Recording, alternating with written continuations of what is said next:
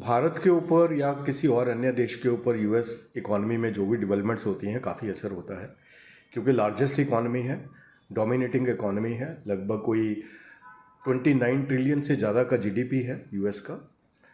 और पीछे कुछ वर्षों से थोड़ा इन्फ्लेशन के साथ स्ट्रगल चला है इकॉनमी का, थोड़ा उस हिसाब से जीडीपी में भी मंदी रही थी। तो अभी वापस रिवाइव हो रही है इकॉनमी, इन्फ्लेशन भी कंट्रोल में है।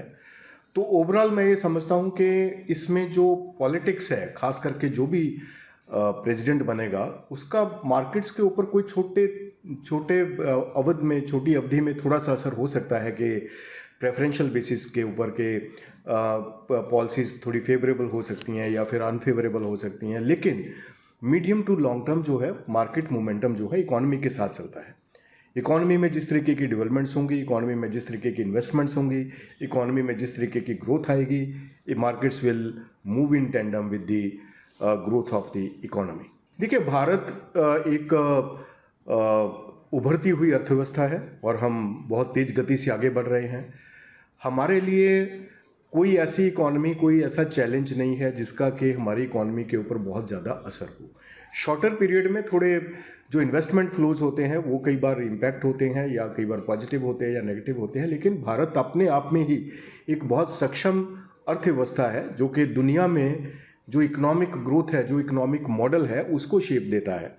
Now India is the dominating country in the growth system. India is a growth leader. Bharat का जो ग्रोथ है वो टॉप 10 इकोनॉमीज़ में सबसे ज़्यादा है। तो भारत के ऊपर किसी और अर्थव्यवस्था का असर स्वाभाविक नहीं है, और भारत की जो ग्रोथ है वो इंटैक्ट रहेगी, चाहे वहाँ पे कोई भी प्रेसिडेंट बने, चाहे वो ट्रंप हो या फिर कमला हैरिस हो, जो भी हो।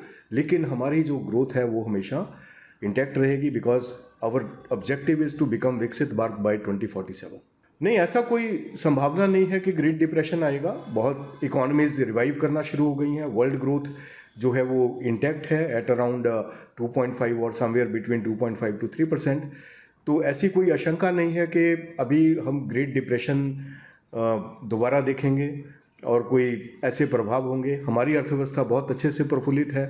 We will grow more than 7% in the current financial year, जो कि प्रोजेक्शंस हैं। आईएमएफ ने भी अपने प्रोजेक्शंस दिए हैं जो 7% के ऊपर हैं। आरबीआई ने भी अपनी प्रोजेक्शंस दी हैं।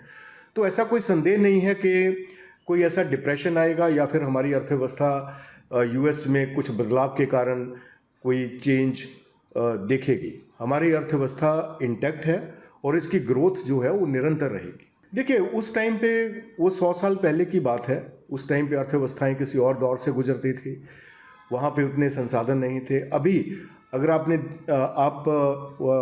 ऑब्जर्व किया है कि कोरोना के टाइम पे भी उस ग्रेट डिप्रेशन वाला मंदी का वैसा कोई असर नहीं हुआ। इकॉनमी बहुत जल्द उभर के सामने आई।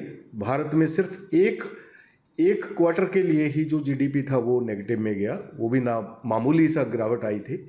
ओवरऑल जो हमारी जो अर्थव्यवस्था है उसने बहुत अच्छी रिकवरी की। उसके अगले ही वर्ष हम 9.7% पे ग्रो किए, जो कोरोना के बाद का साल था। तो अभी जो सिस्टम्स हैं वो चेंज हो गए हैं। Now we are in a new world economic order. बहुत बढ़िया अभी जो हमारी अर्थव्यवस्थाएं हैं वो आगे बढ़ रही हैं। खासकर भारत के लिए बहुत ग्रोथ की संभावनाएं हैं। हमारा लक्ष्य है कि हम विकसित भारत बनेंगे 2047 तक, जिसके लिए प्रयास जारी हैं। हमारे जो सरकार है वो दिन प्रतिदिन नई नई रिफॉर्म्स कर रही है जो बहुत ज़्यादा सपोर्टिव हैं।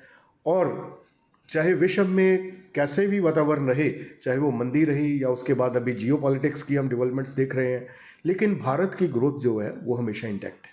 भारत एक growth leader, not only in the South Asian region but throughout the world. India is a growth leader right now.